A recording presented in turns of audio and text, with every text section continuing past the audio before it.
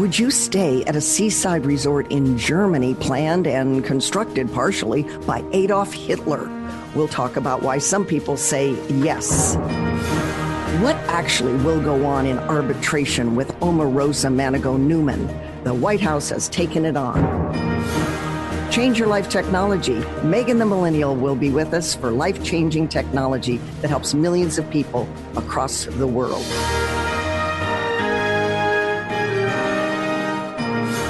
Hello there, Terry here on Think America, where we reason first and then converse. I'm Terry Gilbert, your host. This is America's Radio Town Hall. I present thought-provoking conversation starters to two everyday Americans who join us from across America. They're non-broadcasters. They're into their own lives and their own professions, but we get their thoughts on our national audience and what they happen to think about very complex issues and some simple ones too. I want to invite Shane to the microphone. Shane is a farmer and he's also a political activist. Hello, Shane. Good morning, Terry. Great to be with you. Nice to have you. And Mitchell is with us. He's a small business owner. He's also an adjunct professor. Mitchell, welcome to the show. Thank you, Terry. Happy to be here. We want to say also hello to Denver Boulder, our affiliate there, 1690 KDMT, and our radio partner, our national syndicator, Radio America out of Washington. Let's get right to it, fellas. I want to get into this topic, which was very important this past week and the week prior. It's the Vatican's response. I think the Vatican's response rings hollow for millions. There was another jaw-dropping report about predatory priests, this time in Pennsylvania.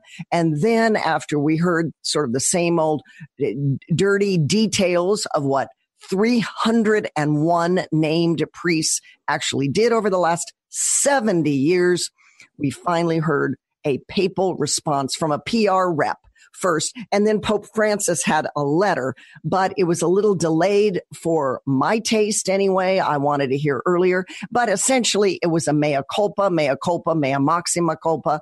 Here's what it lacked.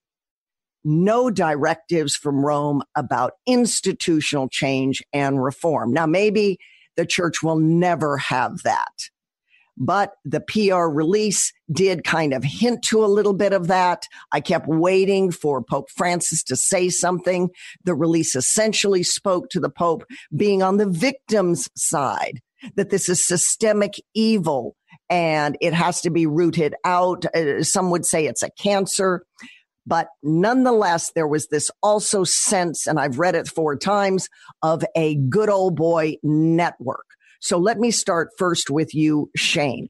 The hierarchy over these 70 years, at least in Pennsylvania, has protected the church rather than protecting the victim. And yet there's no institutional change that is proffered by the Vatican, at least for the U.S. Catholic Church. What is your thoughts on this, Shane? First of all, this is a fatal move by the church.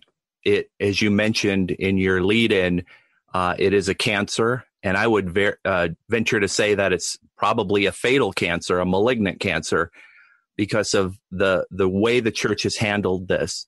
The church is in a tough role because they have here in America attorneys who are probably telling the leadership within the church, you have to be very, very careful about what you say in terms of admitting fault or any type of error in this. At the same time, you have to show that you're extremely sorry. So they're in a balancing act between trying to deal with the fatality of this and the PR component of this. Mitchell, I was looking for things like we are going to review whether priests should be married or not, or could be married. We are going to screen for pedophilia better.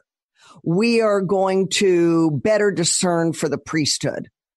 We are going to talk to the police immediately if we get a suspicion or a complaint from someone. I didn't see any of that. How do you see it? Well, first of all, the church moves at about the same speed of government. They're very slow at doing this stuff, and they've got all these layers they've got to deal with. And Shane's absolutely right. I'm sure they've been instructed not to say anything while they get a handle on this. This one is huge, and as Shane pointed out, they're not going to be able to walk away with this one like they have in the past. This has been going on for a long time. Sadly, it always comes up when the statute of limitations is largely gone by. I was a bit shocked on this one to see that there's now girls involved. That I've not seen before. Whether or not they're going to actually do anything, I think they have to. I agree with Shane. I do think letting priests marry would be a good idea. I've always felt that way because it would, first of all, make them more relevant. I mean, for instance, how do you give advice on marriage to couples when you've never actually experienced it yourself? So I'm all for that. I don't know how you screen for this sort of thing. I think punishment is the cure. I mean, they've spent, $2.5 billion in payouts over this kind of stuff. It's a problem. I mean, it's a real problem, and they're going to have to deal with it whether they want to or not. I mean, the issue for me is that they always seem to treat this as a sin rather than a crime, and that's where the disconnect is in my mind. Well, it's both, and more so. The idea of screening when there's a complaint and that complaint doesn't go to the parish priest and then to the bishop or anyone else that could help to say to that priest, we're not going to protect you just because you're a member of the church, i.e. protect the church, but we're going to get you right now to a psychiatrist that screens for this to find out what kind of character you are. Find out who you are. You may have slipped through the cracks at seminary. This kind of thing. And the other thing, Shane, is that as I looked at the Pennsylvania matter, this struck me. This Pennsylvania matter is going back 70 years. And it essentially says, with these secret files of these 301 priests. In other words, here's the complaint. It goes into a file. The file is for certain eyes only. It goes up the chain of command. What to do with this guy? Do we get him out of that parish and to some other parish? In other words, there's data on this suspected priest. And that data goes all the way. And how far it goes to the top is a little unclear from the Pennsylvania report, but it implies over 70 years it went right to the Vatican. In other words, the Vatican has a copy, most likely. That, to me, Shane says, we're looking at not just Francis, Benedict XVI, John Paul II, John Paul I, Paul VI, John Paul XXIII, and Pius XII. Institutional change.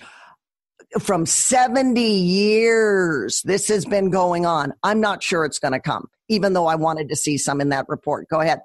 First of all, this is a fatal move by the church. It, as you mentioned in your lead-in, it is a cancer, and I would venture to say that it's probably a fatal cancer, a malignant cancer, because of the way the church has handled this. The church is in a tough role because they have here in America attorneys who are probably telling the leadership within the church, you have to be very, very careful about what you say in terms of admitting fault or any type of error in this. At the same time, you have to show that you're extremely sorry. So they're in a balancing act between trying to deal with the fatality of this and the PR component of this. Therefore, it goes back to what to really do about it. Mitchell, I looked at this closely. I read Pope Francis's report on it. He is heartily sorry, you can tell, and he's burdened by this, but so is Benedict XVI. And it goes back. When he comes out and he says, zero tolerance.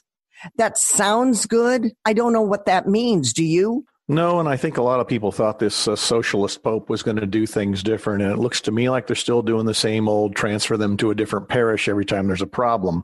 What bothers me is that the coverage seems to be occurring at the bishop level. And so, Shane, do you agree with that? And also on this zero tolerance policy, the institutional change that so many Catholics and just people in general are asking for would have to happen worldwide. Oh, absolutely.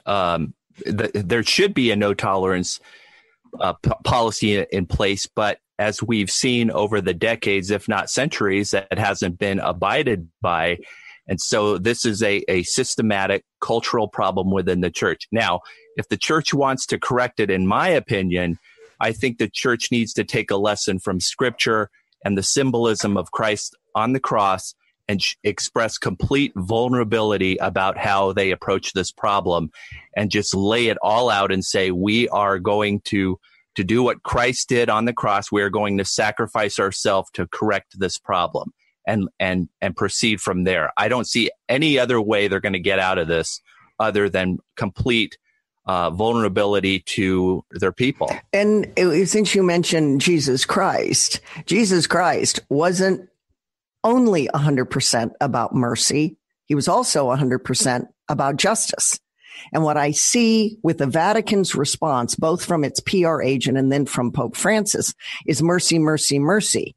It's active contrition, heartily sorry. But as a Catholic myself, when I go into the confessional, it isn't just heartily sorry. I come out with ways to correct that, whether it's through prayer, almsgiving, fasting, go back to the person I've injured, do something nice. It's an action item. And I don't see that. That's part of my problem, Mitchell. I don't see that. Instead, I see more of the, I'm heartily sorry, please forgive us.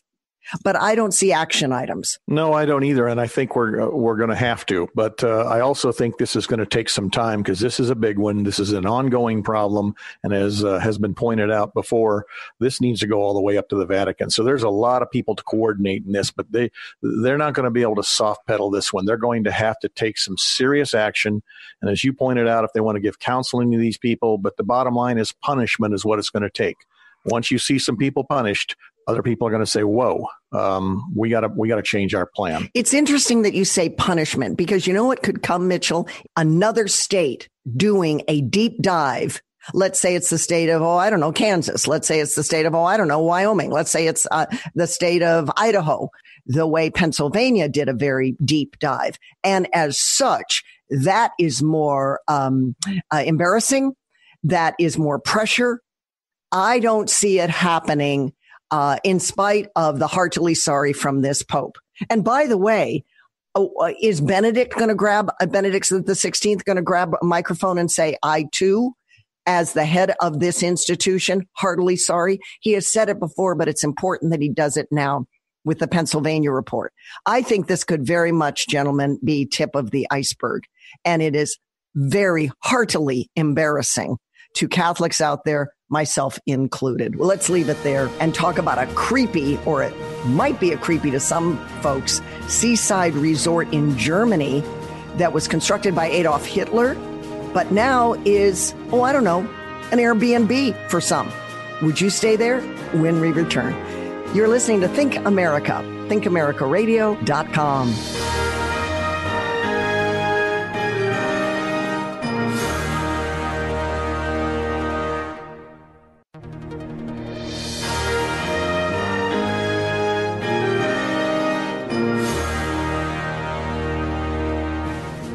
We're back on Think America. I'm Terry Gilberg. Is it creepy to stay at a seaside resort in Germany that was partially constructed between 1936 and 1938 by Adolf Hitler? You might not have heard about this, but it's Prora. That was the name of it, which essentially means strength through joy. It's a giant Nazi structure, almost 3 miles long, of a string of buildings all strung together, designed to accommodate as many at the time of 20,000 guests. Why? The idea was to attract the working class with an affordable and beautiful destination. And of course, it was also a place at the time in 1936 and 37 for constant indoctrination, propaganda for the masses to show off what Hitler said was the soft side of Nazism. And we got that from post writings and post research on Hitler. Well, now, of course, it's been abandoned. At one point, it was taken over by the Soviets. post-war, and it then was abandoned. And now it is, well, being reconstructed, and some people have already decided that they are going to buy some of it as an Airbnb. So sort of the condo idea comes to mind. Shane, would you stay there? I actually would stay there, and I would stay there from the perspective of being a fan of history and understanding what took place there. Now, there is this argument that a brick is an amoral device, meaning that it could be used for good or could be used for evil. In this case, the Nazis, when they were constructing this, their goal was to propagandize the working people in Germany in preparation for the war. And so I can see beyond that and say, listen, this is a historic structure. It's fascinating in what they were trying to do. I see the evil there. And it's just like as if you were to go to one of the concentration camps and see what actually took place there, pay your remembrance and respect to the victims. In this case, I think it is an interesting architectural structure that Germany tried to pursue. Mitchell, today it's a site for tourists, as I said earlier, for Airbnbs. At one point, it was to be a youth hostel. Another point, it was for elderly housing, so they could have, a lookout to the seaside. By the way, it's in northern Germany between Binz and Sassnitz, way up in northern Germany. It's this tiny little island area right at the tip. However, it's got a Third Reich architecture. So you're always going to get that sense, unless they completely got everything and turn it into, I don't know, a look of more like on the beach of Hawaii, which could happen, I suppose, with more development, but it still has that sense of it. Does that intrigue you with all this history, whether it's for the elderly, Soviets, youth hostel, a little Airbnb, and certainly with the Third Reich history? Well, actually, Terry, I do know quite a bit about this particular thing, and I know quite a bit about Germany and the Weimar Republic after World War I. And I have a slightly different take on this. I don't, to my understanding, there's really no Nazi involvement in this at all. This was a Hitler thing. And this was typical of Germany after World War I. After the collapse of the Weimar Republic, they got big time into state-run tourism. In fact, I read somewhere at one point that they were the largest tourism operation in the world at one point. But when they did all kinds of interesting things like this, they sold VWs through payroll reduction or deduction and these stamp books that you'd put in there. And when your book was full, you got to go get your VW. They did a lot of this people's community thing before to World War II. So it's pretty much, the whole strength through joy, no class, nationalism kind of thing.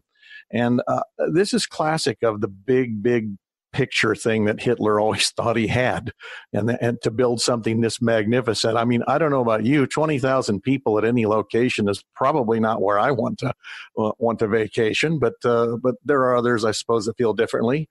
Would I stay there? I suppose it depends on the amenities and the price. Well, you're absolutely right that in 1936 there was this National Socialism after World War I, this sense that Germany is coming back and so forth, but where the indoctrination by propaganda for the masses to show off the soft side of Nazism, that started to creep in and was used in that structure. So it depends on, to your point, it does depend on what the initial thrust was, the initial idea was, the entrepreneurial thought was. But then there is no doubt there was Nazi propaganda to give the working class person this idea of you too, if you're a worker, you too can have a break at the seaside, and you deserve a break at the seaside, our beautiful seaside. Germany has all of this. There was this propaganda that we are so wealthy as a nation, et cetera, as a country. But it was also an area, it's sort of like low-hanging fruit. Let's indoctrinate the people with Nazi propaganda. Final thought, Shane, on that. Well, one thing is they wanted to create unity through this, and I think it was to bring everybody together. That was part of the theme of this, the strength through joy. But one other element of that is the construction of this was absolutely ahead of its time. It was reinforced construction or concrete, and nobody had seen that. And so there was a way to parade their technology to show off what they were doing in Germany. All right, let's leave it there. We'll come back from the break, switch topics, and talk contemporary about what the White House is doing in its arbitration against Omarosa, Manigault, Newman. Good discussion, guys. We'll be right back. You're listening to Think America, thinkamericaradio.com.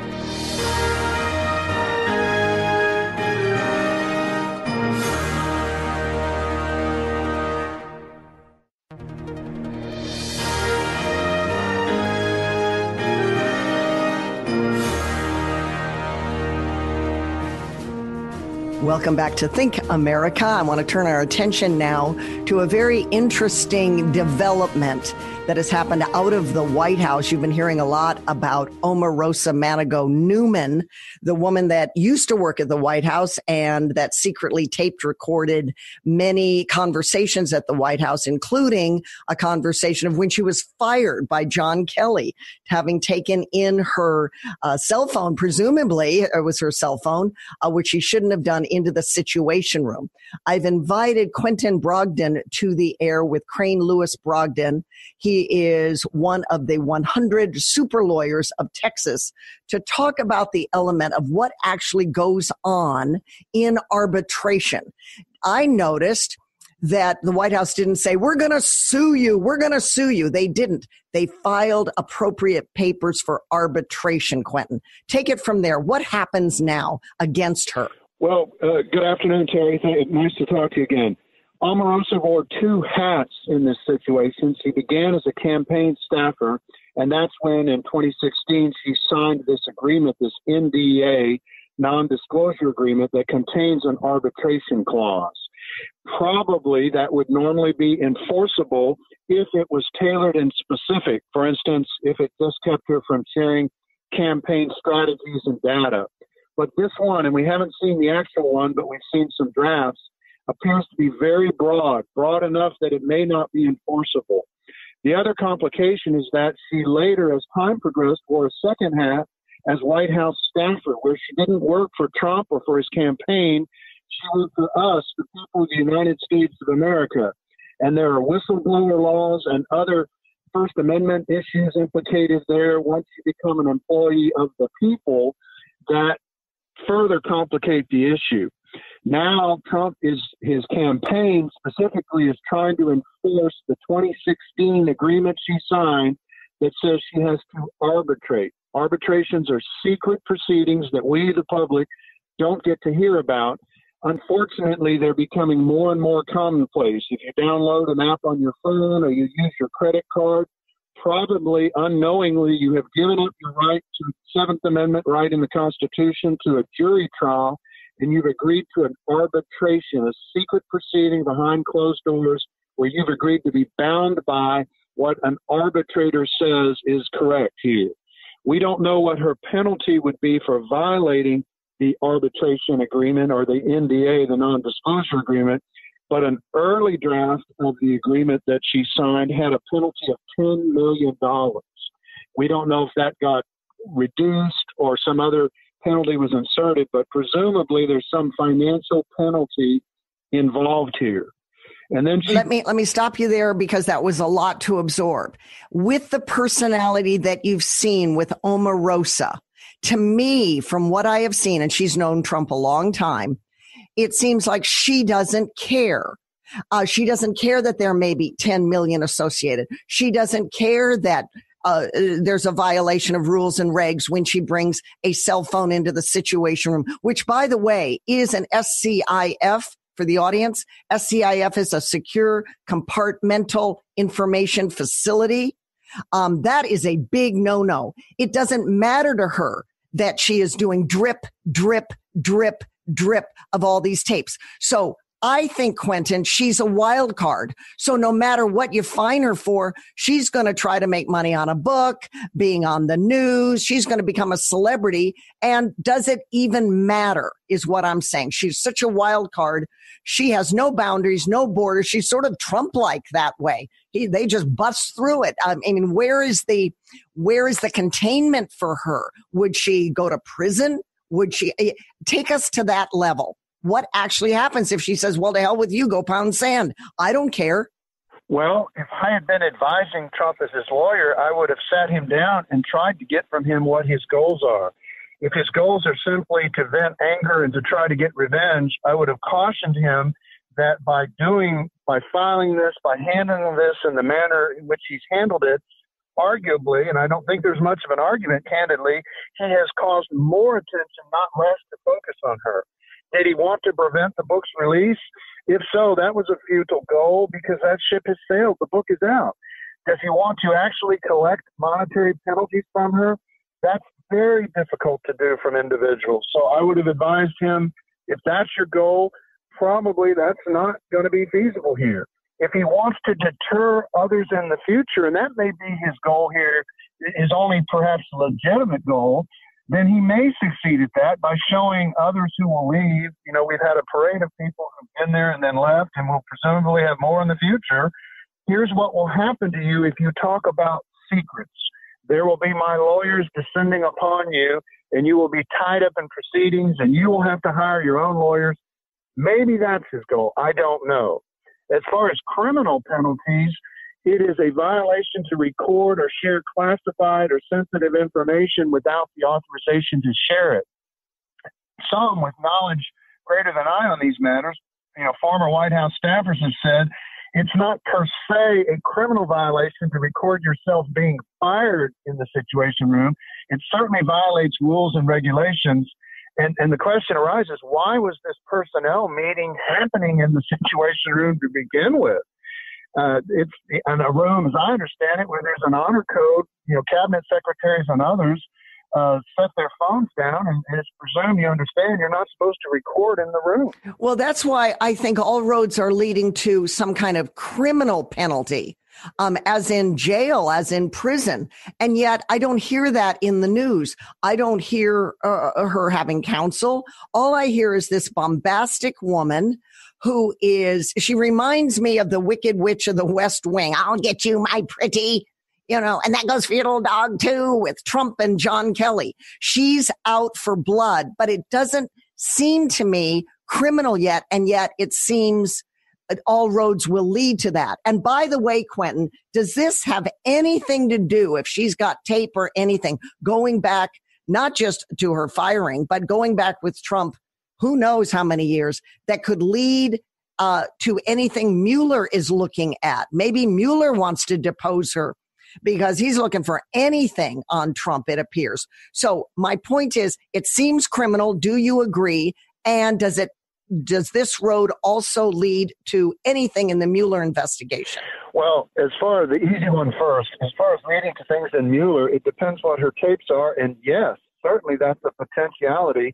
If the president is saying, I knew this, I'm doing this for this reason, I'm trying to obstruct, yes, it turns out I did collude with Russians. If he's making admissions and conceding things that she has recorded on the issues that Mueller is looking into, yes, potentially it would be very important.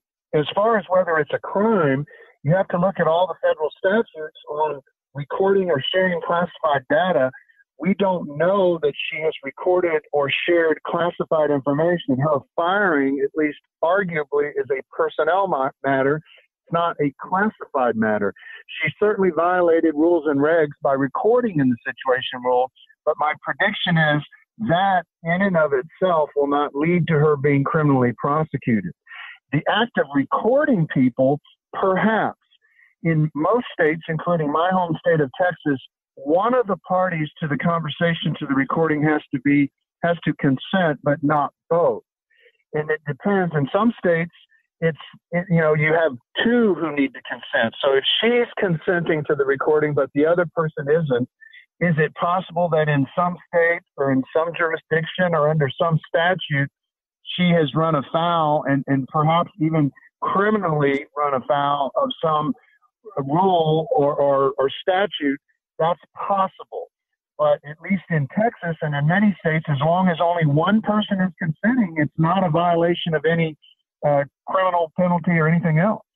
Mm-hmm. Well, we need to leave it there. It sounds to me like she's going to burn herself out eventually, and Trump is going to let it go, and it'll work a few of these matters out in arbitration. I appreciate you very much. Quentin Brogdon, he's one of the 100 top super lawyers in Texas. Find him at Crane Lewis Brogdon. Appreciate you. Thank you very much for your insight, Quentin. Thanks, Terry. We'll all be watching this backstabbing, toxic environment, see what comes out of it next. We'll be right back. You're listening to Think America, thinkamericaradio.com, where we reason first and then converse.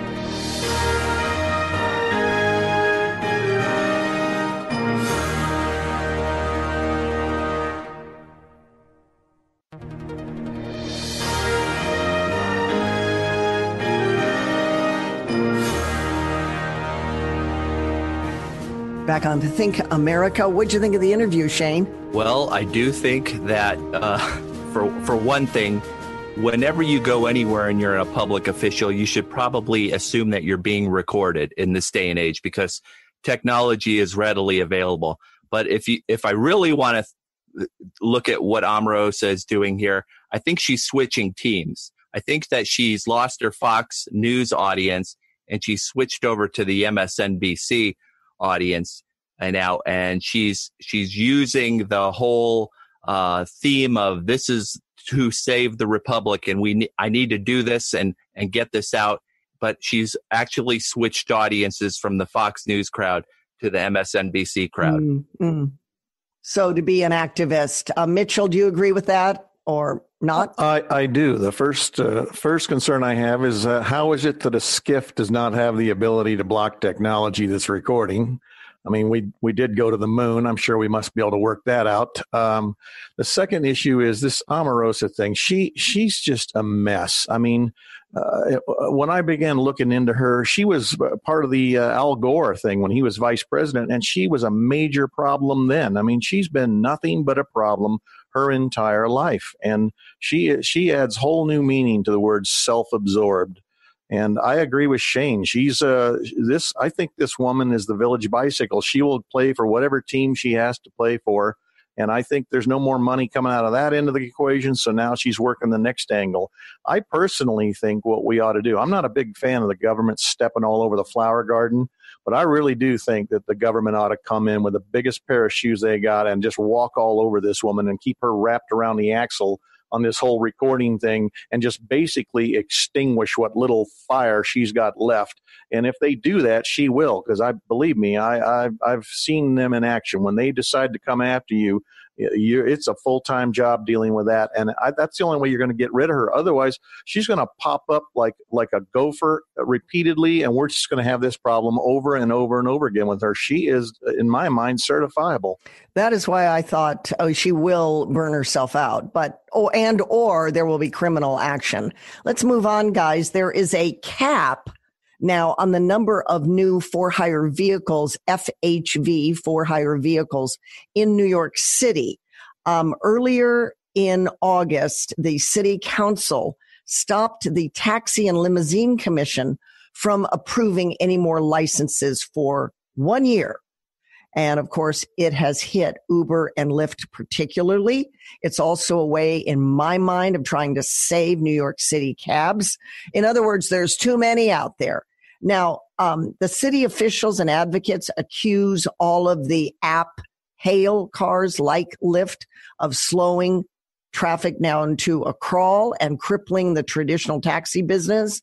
I'm not sure that's the causational particularly, but that's what they're saying.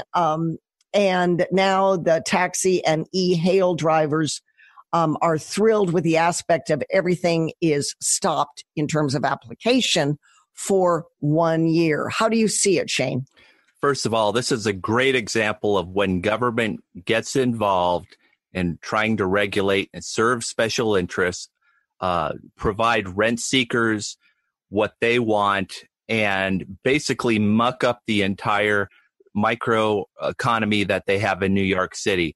It's somewhat of a leftist on leftist violence, because most of the folks that are developing these apps tend to come from the ideological left, like the Ubers and the Lyfts.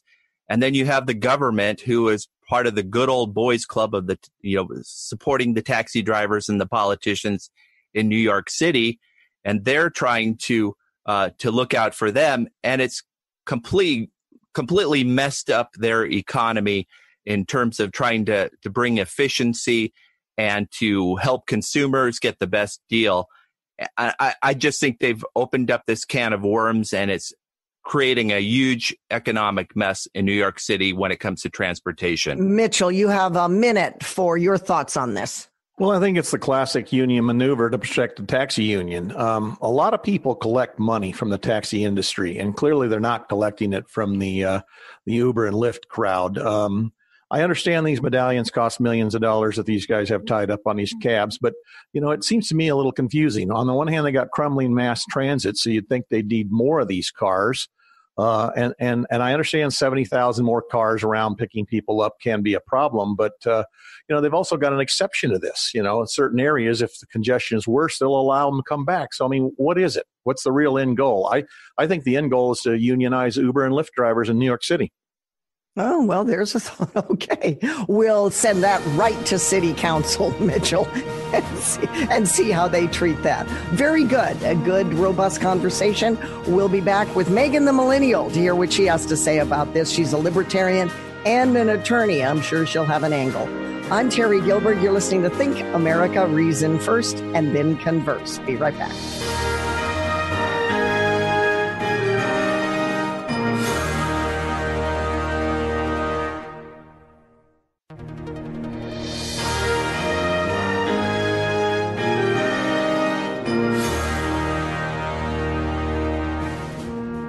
We're back on Think America. Megan the Millennial joins us on this issue of a cap on the number of for-hire vehicles in New York City.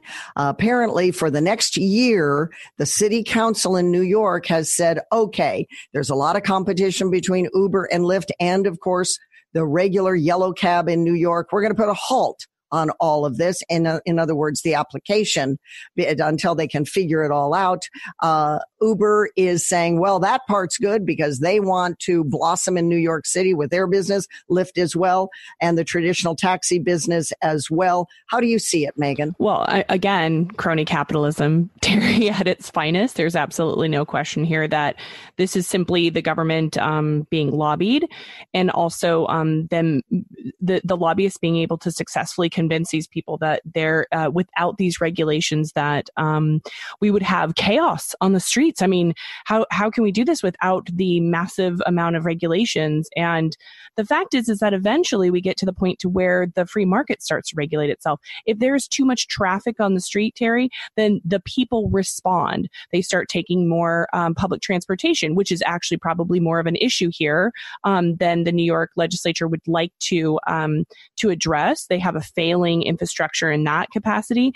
But if it's not efficient, Terry, for someone to take an Uber because traffic is so bad, then the free market will respond. They will not take the Uber anymore. So, of course, this is just the taxi companies lobbying the legislature like crazy to make sure that they continue with their monopoly. Mm-hmm. And they're also saying there's another reason, and that's the collapsing mass transit system. Right. So I'm sure there's those that are lobbying for fix the trains, fix the trains, fix the trains. Oh, definitely. I mean, there's a lot of different avenues that they're approaching this with. But of course, the issue then becomes, okay, well, there's the proactive and the reactive, and we can't be reactive on this thing as far as stopping people from utilizing a potentially free market solution. Because again, this actually may work out in the end. You may be, through the Uber app, you may be able to actually, which you can, hook up with 5 or 6 different people who want to take a taxi. So, or a ride, let's call them a ride to differentiate them from the taxi companies. So it's actually potentially through the app, you might be able to decrease the amount of people that are on the street or the amount of cars that are on the street. So unfortunately, they aren't allowing that to happen. And this isn't the first time we've seen stuff like like this happen, Terry. We see this happening around the country where the government is deciding unilaterally what is right for people. There's something called a certificate of need that occurs in the healthcare industry. If you want to open up a new hospital or a new MRI center, you have to go to the government and say, oh, is there enough of a need for my services? And many times they're denied because, of course, the hospitals are lobbying to keep their monopoly. So that's really all it is. Just follow the money on this one. And following the money, it seems like Uber and Lyft will eventually take over as we move through time in New York City and all those medallions. Well, too bad. There is some statistics on this already. A total of 96,326 black cars rolling on city streets. 77,000 or 81% are affiliated now with Uber alone. And it just seems to be gobbling up all of the yellow cabs. Do you see it that way? Yes and no. So many of my Uber drivers, because I take Uber all the time, also do both Lyft, Uber, and some of them are taxi drivers. The thing is, Terry, is I prefer Uber for a number of reasons. I get to track it. I know what my driver's name is. I know what he or she looks like. I can see their reviews. It feels safer. So it probably is taking over the yellow cab market just because the yellow cab market is old and antiquated. All right, let's leave it there. What do you got in line as we wrap up the show, Megan, with Change Your Life technology? Well, I'm not calling out names, but some of us in our youth have decided to get tattoos, Terry. And actually 23% of tattooed Americans regret their permanent tattoo. Surprise, surprise, that ex-girlfriend's name on your shoulder isn't exactly what you wanted. So a new company has emerged. It's called Ephemeral, and Ephemeral is actually, they've come up with a semi-permanent tattoo. Eventually it flushes out of your system. It's not as intensive, and you can get rid of it in about a year or two. So I think this is such a phenomenal way to solve this issue. I mean, how many kids are out there getting ridiculous tattoos when they turn 18 years old and would like to have them removed in a couple of years? What's wrong with just a paste on? Well, that's not cool, Terry. Wear that to the party, and then you can have your real skin come Monday morning. Okay, it's called Ephemeral. Why isn't it called emascural? Anyway, that's a conversation for another edition of Think America. Thank you, Megan, for being with us. As always, good discussion. Thank you to Mitchell, and thank you to Shane. We're happy to have had you on the program. I'm Terry Gilbert. Remember, we're at thinkamericaradio.com. You can find all of our archive shows, all of our Change Your Life technology segments. Reason first, and then converse. We'll talk to you next time.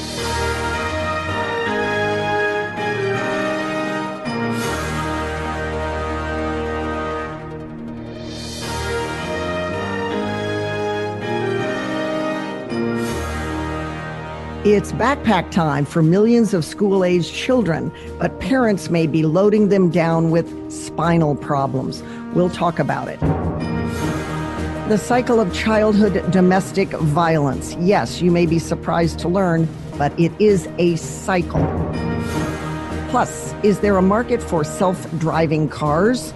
There's been some accidents and death with those autonomous cars. Are they really here to stay?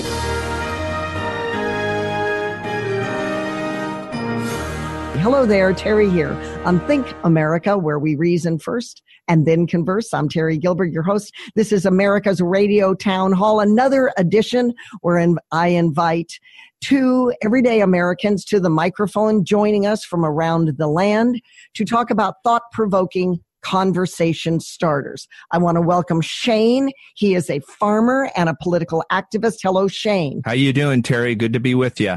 Nice to have you. And Mitchell, he's a small business owner and adjunct professor. Hello, Mitchell. Hi, Terry. How are you? I'm just fine. Thanks for joining us on the program with your ideas and your thoughts about the conversation. Let's start with the first topic du jour. It is Spotlight Mexico, I call it.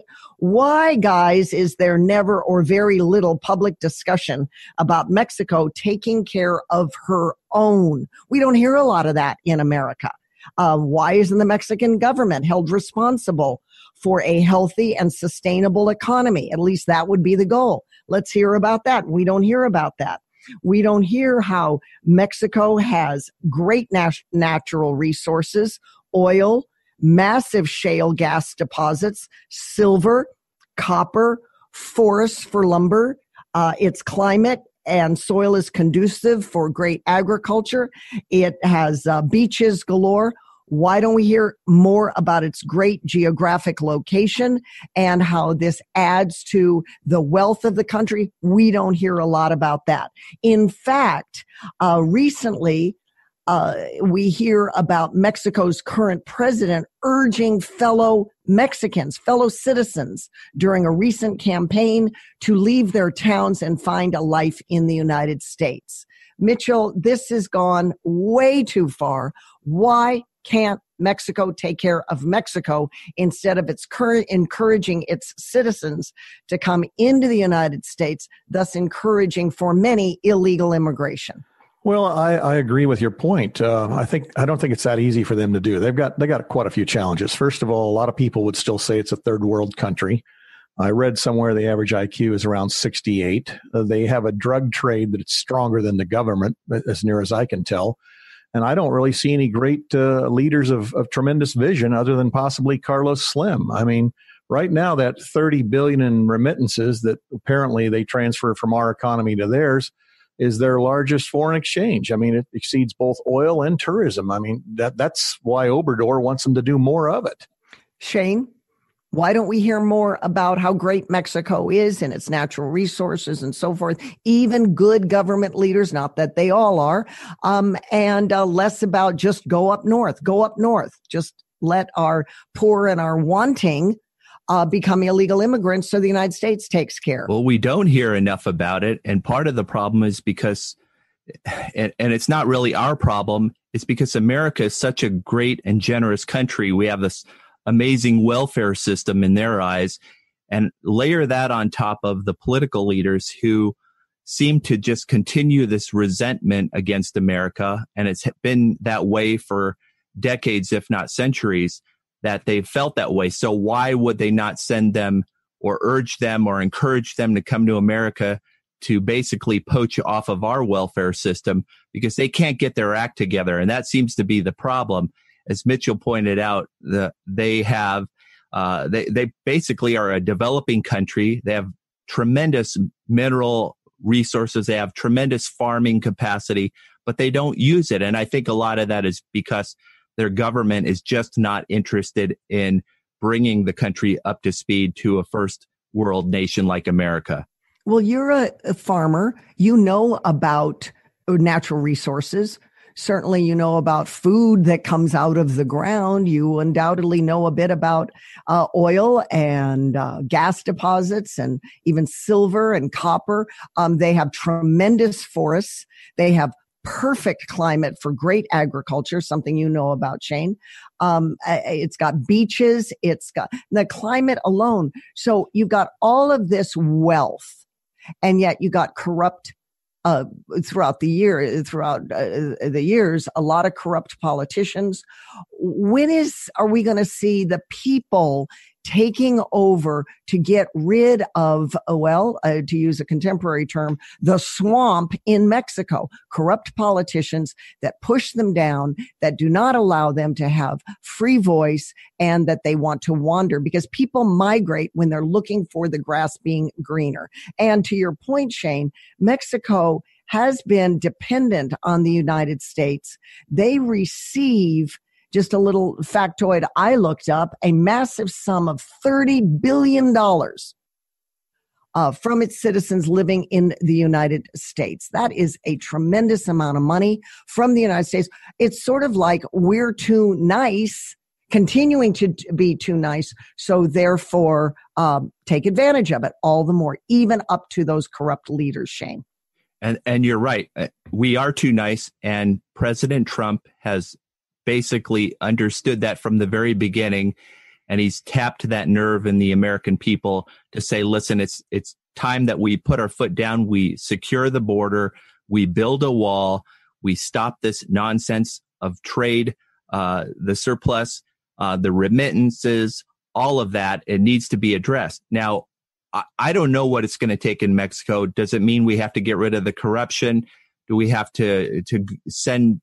Do they have to send people in to get rid of their drug lords and the drug trade? Do they have to invest more money into their education system? Because if we educate people, they become more civilized and understand what the component of contributing to their economy and making a great country. That's all part of it, I feel, but they're just not there. And it leaves us scratching our heads here in America, wondering when is Mexico going to get their act together? Mitchell, this idea that it's always the drug lords that can't be contained and not corruption with elected officials that can't contain the drug lords. We never see the finger being pointed on the elected officials themselves, or the elected officials are very savvy at pointing the finger back to the drug dealers and thereby saying, well, this is our problem. It's not our problem per se. It is the problem of the country being pulled by the nose of the drug officials. And I say, if you can't control that, it goes to the officials, the drug cartels. It goes to the officials. So there's never any spotlight of accountability on the actual elected officials. That's what I always sense when I study Mexico and this flow of illegal immigration. Well, I think it's two sides of the same coin. I think the problem is there's so much money from the drug trade and that's going into the politicians' pockets that they're going to continue to control them. So you've got to either control the course of drugs, and as Shane pointed out, a wall would work wonders for a lot of this stuff, not just them coming across, but the drug trade as well. And if you can starve the money, I think the politicians at some point might be able to do something. It seems like everyone that tries ends up getting killed. So that's a problem. On our end of the thing, the problem is we need to stop facilitating this. I mean, we allow illegals to come up here, go onto the social programs, collect welfare, collect food stamps, collect all of this stuff, and that allows them to live off of that, which means they can take the money they earn in the black market economy and send it to Mexico. So a couple of things you could do is, one, tax remittances. And two, you could fix it so anybody that's on public assistance doesn't get to send any money to Mexico. That would dry up a lot of that funding right off the bat. How effective, how reasonable would that be? How practical would that be, Mitchell? Well, the left's heads will be exploding. It'll be like the scene out of the Kingsman movie. They won't be able to handle it. So I don't know that you'll be able to get it through, but I think it's got to take a multiple approach. The wall has got to go up. You've got to control what comes in, not just people, but drugs. And that's the first step. Shane, there's been other attempts over the past, 25 years. NAFTA, for example, was created 24 years ago to expand trade between the United States, Canada, and Mexico, to have this free flow. It was successful for Mexico, leading to a $70 billion trade surplus with the United States. And that, by the way, was second only to China. But it still is in the pickle that it's in, with a constant finger being pointed, it's those drug lords. The government cannot seem to control that because of the quick handout that the drug lords with bribes and so forth give to elected officials. Seems to me that a wall would do very well to keep the hand out of our cookie jar and allow the people to rise up, perhaps, against corruption, not just at the drug level with the cartels, but also at the government level that can't seem to get their act together vis-a-vis the cartels. Putting a wall in place would be a really good start for one thing. But I do think that you have elected officials who are taking money from the drug lords, from the cartels, and they're scared to death about going against them because they know they're going to end up in a ditch, near El Paso somewhere. And so the fear is there. We need to see them have strong leadership to stand up to those. And I don't see how we get past that until you have a leader who is going to come out and push back against the drug cartels. Now, President Trump is right in terms of, let's use the NAFTA issue to create some leverage so that we can get what we want from them, whether it's to pay for the wall, whether it's to get new leadership in place, whether it's to renegotiate and go for fair trade. He has this position of going after their surplus they've had all these years and using it as leverage to get what we want here in the United States. And maybe that involves welfare reform. That's one thing that I would love to see. And I think the president is pursuing this as much as he can. Down to the last about a minute, Mitchell. And comments on any of that, especially the NAFTA angle? I agree completely. NAFTA has been wonderful for them and not so good for us. We've got to have a trade program that works. I think this is a multi-front war. I think we have to do something on our end with regard to who is sending the money back. I think we need the wall. I think once you shut off some of this, I think you'll at some point have a leader who will rise up in Mexico and begin to do something. Right now, why should they? They've got all this money coming from the drug lords. They've got $30 billion a year in remittances from us. Where's the incentive? Why do anything? It's working quite well from their perspective. We have to take our problem and make it their problem. That's how you get things solved. And get their hand out of our cookie jar to force their hand to fix their problems in their land. And that's with leadership and their government's burden to help their own citizens at home. That's how I see it. But I'm not sure change is going to happen on that front very fast, but with respect to both of your opinions on the wall, I concur. It's a start. Straight ahead, backpack time for millions of school-age kids, but spinal problems as well. Why can't parents figure this one out? This seems so simple. I'm Terry Gilbert. This is Think America, Reason First, Then Converse. Stick around.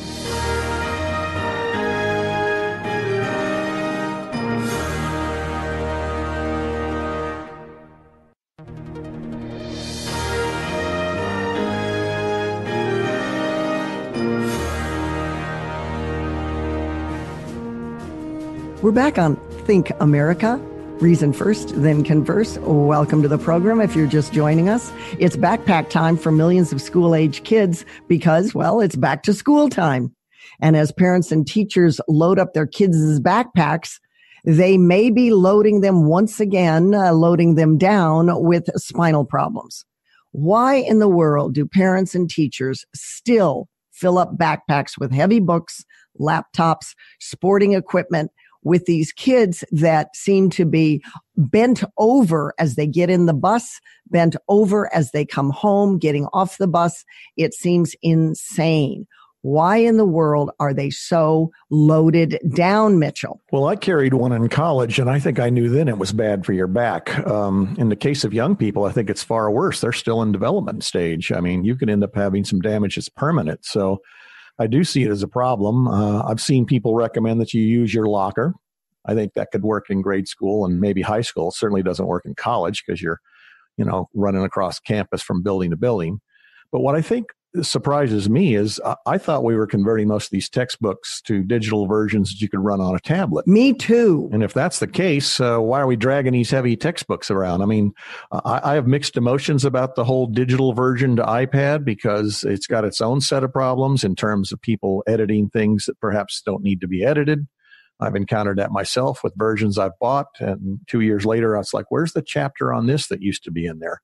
So they can continually edit them. That's got its own set of issues. But, on top of that, laptops today certainly weigh a lot less than the one I used to drag around. So I guess maybe I'm a little confused about where we're at on this. I tend to think that it's the teacher that wants the attention of the child. Oh, and take this book home too. And oh, and what about this notebook? And oh, here's a few extra flyers to put in another notebook. And here's this. And of course, sort of lumping all the kids together, fourth graders, the way you would treat someone who's a sophomore or junior in high school.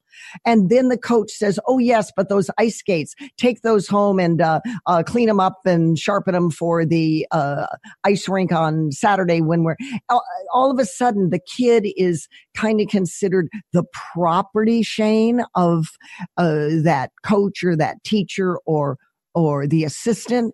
And the poor kid is sort of, wow, I'm being bounced between mom and dad and my coach and my sixth grade teacher, especially if they have modules as they get older toward junior high and high school.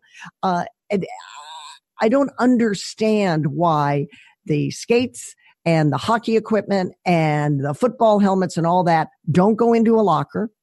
I don't know why things always have to be coming home other than to say that that teacher wants more out of that kid for his or her effort than at home than some other teacher or some other parent or some other coach.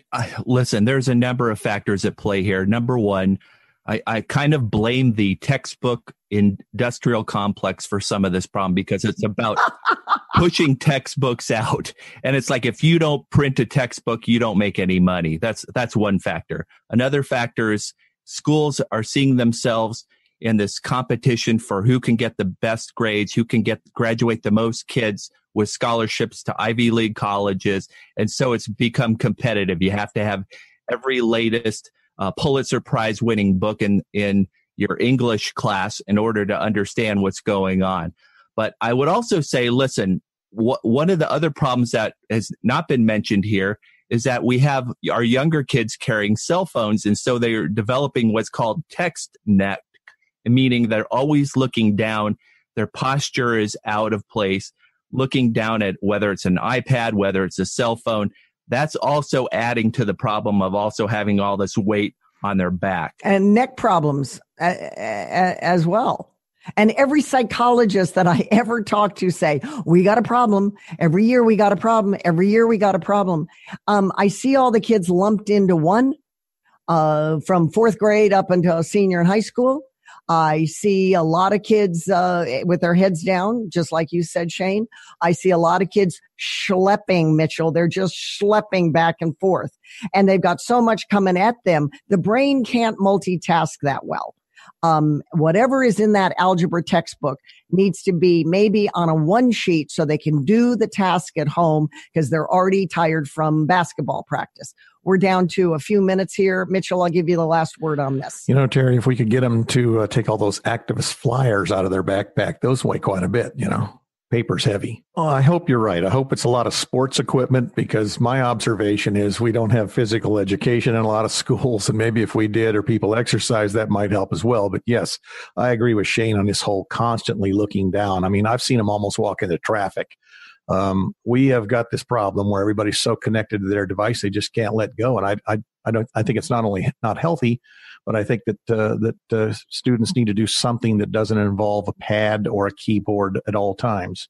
I mean, my life revolves around technology, but I do realize you need to step away from it. Well, there's the lure for devices. So you get your iPhone, and then mom, I got to have an iPad, and then mom, I got to have the new laptop, and then mom, somebody else has this, so I want another one of that. Not to mention, as with girls anyway, when they get to the 6th, 7th grade, they want big designer bags. I mean, it's just like they're looking like they're going on some trip to Europe by the time they get off the school bus. To me, it's ridiculous. All right, let's leave it there. Stand up straight, kids. You'll regret it if you don't later.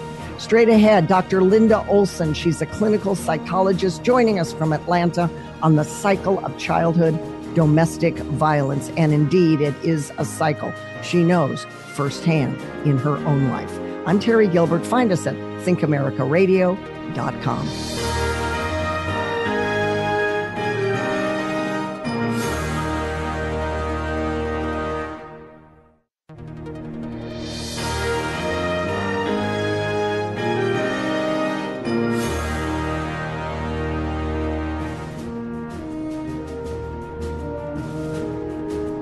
We're back on Think America with Terry Gilberg. Dr. Linda Olson, a clinical psychologist, joins us on the program from the Atlanta area. She is going to be addressing the cycle of childhood domestic violence. Hello, Linda. Hi, Terry. Thanks for having me on. I appreciate it. Tell us about it. You're a victim of child domestic violence. Right, that's right. Well, most people, when they think of domestic violence, Terry, they think of women, violence, abuse, and pain. But most people don't typically think of the children who are growing up in these homes and the profound and lifelong impact it has on their lives and hopes for the future. Childhood domestic violence, CDV, is when you grow up living in a home with domestic violence, and the violence can be physical or non-physical or both. UNICEF calls it one of the most pervasive human rights issues of our time. And a rough estimate suggests that as many as 1 billion lives are impacted globally.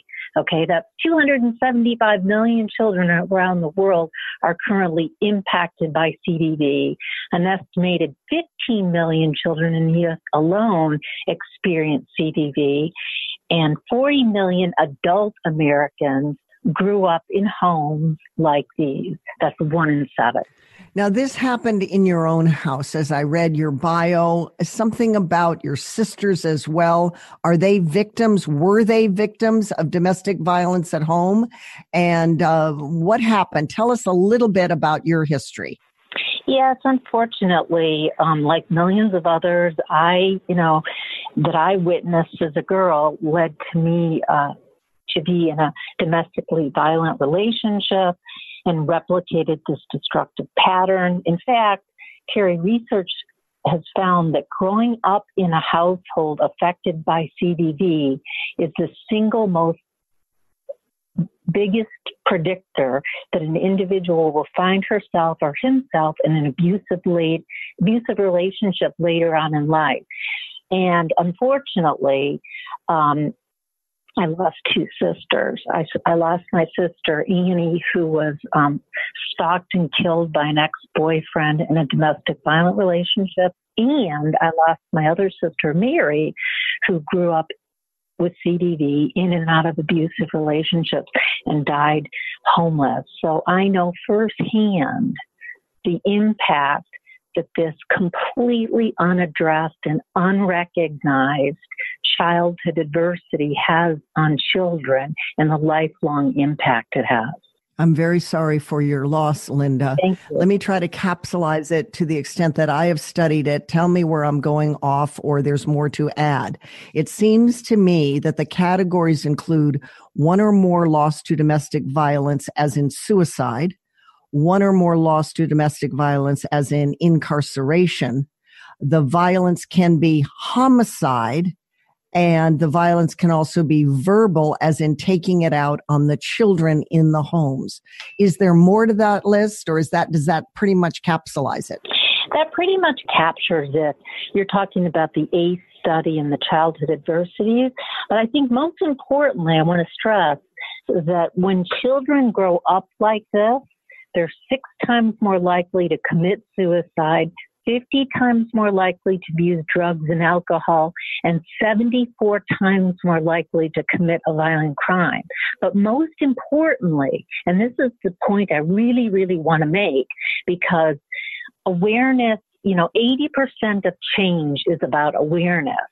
That growing up with CDV, growing up in a home, witnessing your parents tearing each other down mentally and physically and emotionally is the single biggest predictor of whether you're going to become in adulthood a victim or perpetrator. And yet there's very little awareness about this serious, challenging adversity. Wow, 80%. Oh, wow. Let me address our conversation a little bit to this idea of OCDC. Many kids grow up, certainly in stress environments, where the child has to achieve, get into Harvard, get into Stanford, be the next somebody, be the next political activist. You will do this.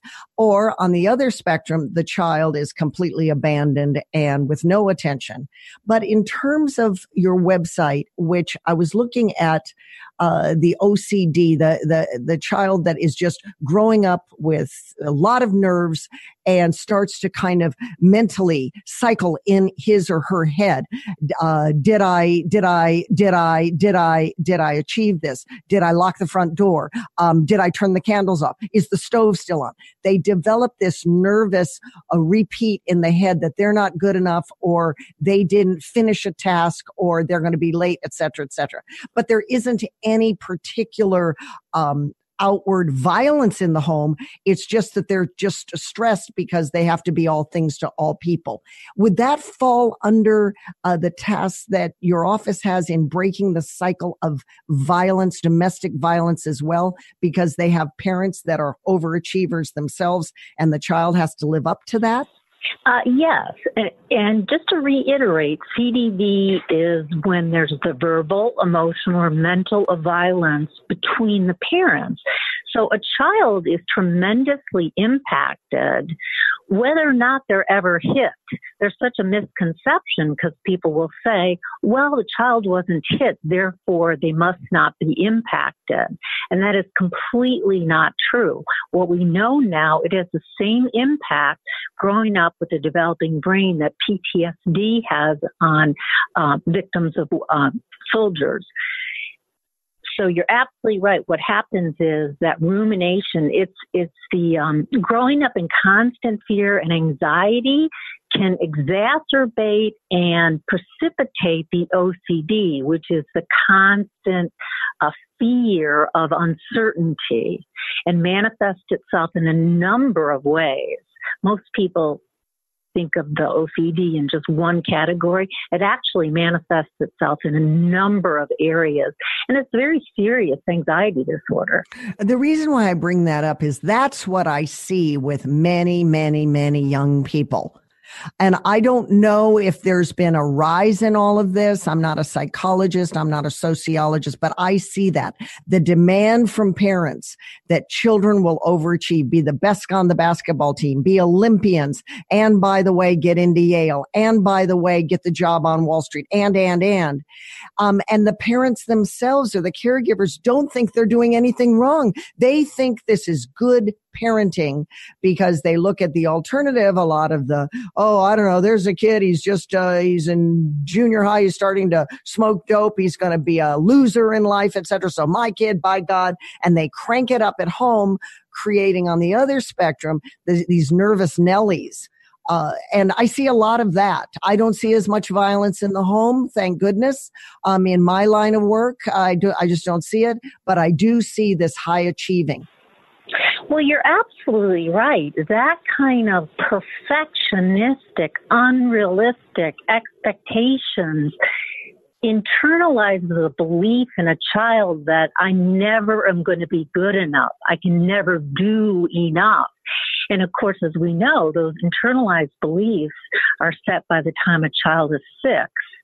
And so it's exacerbated. The parent, as you said, thinks they're being helpful, yet what they're doing is they're creating massive anxiety in the child. Okay, Linda, we're down to about a minute, and I want to give you the last word without having to step on you too much.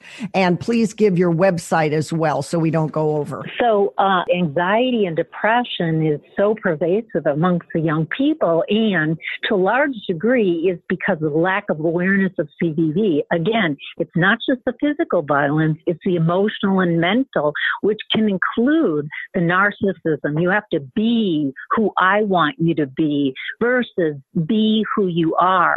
Practicing unconditional love, acceptance, and validating. That's the key to healing people. As I said earlier, 80% of change is awareness. Thank you, Linda. Quick website, and then we got to wrap. www.drlindaolson.com. And thank you. Thank you, Linda. We need to leave it there. Thank you, Terry. Take care. Thank you, Linda. Loved it. I'm Terry Gilbert. Be right back.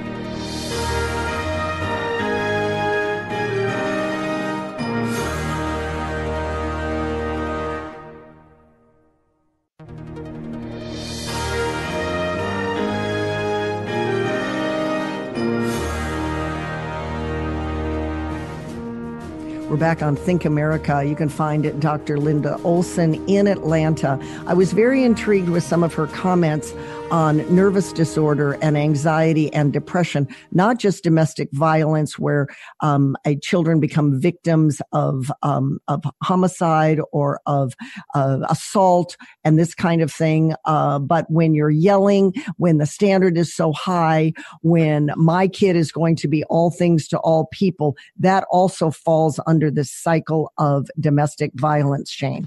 Yeah, I agree. She had some very important points to make about how this is affecting our kids. I do want to say that I believe that our society is on a spectrum in which we've got about 10 to 15% of folks who are underachievers. They don't really care about things. And then on the other side of the spectrum, we have 10 to 15% who are overachievers, who are obsessed with everything. And then obviously there's a middle ground. But on both sides of these spectrums, we see an intensification taking place, whether it's the obsessive side or the over-reliance on everybody to help them on the other side. And I think that's a real problem. I tend to agree with you. Not too much in the middle, Mitchell. No, I agree. And I think Shane's point is excellent, because while I was listening to her, I mean, obviously no one wants to see domestic violence. And yes, a child does learn behaviors from their parents. And if they're subjected to this, they're going to see a lot of it, and it can definitely affect them. But as I was listening to her, I kept finding myself thinking about the incredible number of underachievers that I have to deal with every single day of my business career, and wondering how we somehow got bifurcated. On the one hand, we have the you must achieve at all costs. Don't worry about being happy. You've just got to achieve. And on the other side, it's like, well, I don't really care. Somebody needs to take care of me. And I'm like, wow, how do we bifurcate? Because that's two completely different spectrums. Well, I always come back to a child learns what he lives. And so if in the home you've got these superstar parents or superstar family, uncles and aunts and so forth, that are in the boardrooms and they're astronauts going to the moon, or they're Olympians, or whatever it is, they're musicians that are going to play at Carnegie Hall. And then on the other side, you might have the broken home, the home where dad's in jail and mom's on crack, that kind of a thing. We do have this, and that's for sociologists to pick up, and cultural anthropologists to pick up, and even politicians to pick up and figure out. Even law enforcement can take a look at all of that and all this sociology that goes with that and psychology that goes with that. But probably I would kind of point to a lot of big shifts, big sea changes, sexual revolution, more women in the workplace, more rise of the drug culture and so forth. Let's leave it there, guys, and move on. We can't solve all the problems, but it's great to talk about it. Is there a market, on another topic, Shane, for self-driving cars? For about the last 10 years, I would say there's been unending publicity about the future and the inevitability of these autonomous cars. About 263 companies and enabling technologies say that they want to be part of the next transportation revolution. However, in a 2018 study that came out through Cox Automotive, the results reveal that overall more people would rather hitch a ride with a stranger than ride in a car driven by a computer. And when that major death happened in Arizona, in Tempe, Arizona, not too long ago, I said to myself, I'd rather be on a headless horseman, with a headless horseman, than with a self-driving car. I'm not big on it. I am sinking my heels in and saying, no, I'd rather have a human being at the wheel than a robot. Do you agree, Shane, or are you full steam ahead with the future on self-driving cars? I'm a baby boomer, and I'll tell you, there is no way I'm going to let a computer take over my truck when I'm driving, especially out in the rural roads and the country roads when I'm checking on things. They don't even have the technology out there. This is all for the big cities and probably a little bit for the suburbs. But I'll tell you, I do not want to give up control of my vehicle to some computer. Mitchell. I agree. I find it fascinating when I talk to a lot of people how little they understand about technology, but yet they somehow think it can do anything. And I find this particularly true among young people who tend to blindingly trust technology. But obviously, we got this little reality check going on. I mean, the number of people against them is increasing, and the number of people that think they're safer than normal cars is decreasing. So, there's technical issues. There's also ethics issues. The good news is some of this technology, automated braking, lane departure warnings, and stuff like that are available in ordinary cars. So there has been some plus. I'm pretty much with both of you. I'm not big on it. Technology fails us every day of the week. Let's hear what Megan has to say when we come back from this break. Stick around. She is a millennial, and she's pro-technology, so she'll give a different point of view. I'm Terry Gilbert. This is Think America. Reason first, and then converse. Be right back.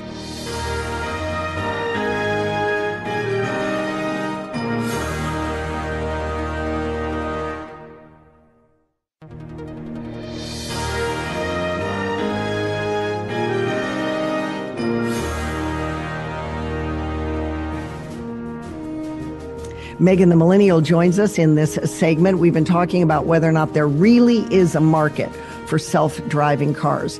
I say there is. It will happen, but I'll be in the grave.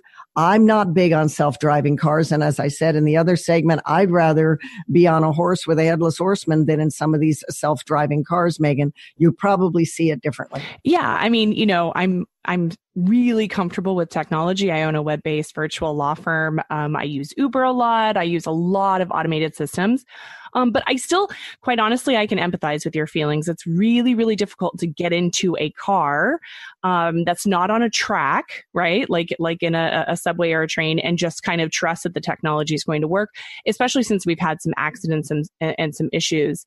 I don't necessarily see this as being something that's going to be happening on a large scale, where like you're assuming that, well, pretty much everybody will be taking autonomous cars for quite some time. I think we have a good 5 to 10 years before that happens, because you have to be able to get these cars to people, Terry, right? It has to be something that actually needs to happen. And then even if it was available in a large area, you'll still have a lot of rural communities that are again, another 10 to 15 years behind a large city. But yeah, I do eventually see everyone driving autonomous cars. I mean, why not? Why wouldn't you do that? One of the interesting things about this that I've always tried to hear experts address is cars can't predict the weather. It's got sensors, these autonomous cars. It's got sensors, but I've been in nor'easters in Maine. I've been in Chinooks in South Dakota. That snow comes on so fast. The sensor is only as good as what it's feeling out there where the road is. All of a sudden, you're in a snowstorm. It can't figure out where it's supposed to go.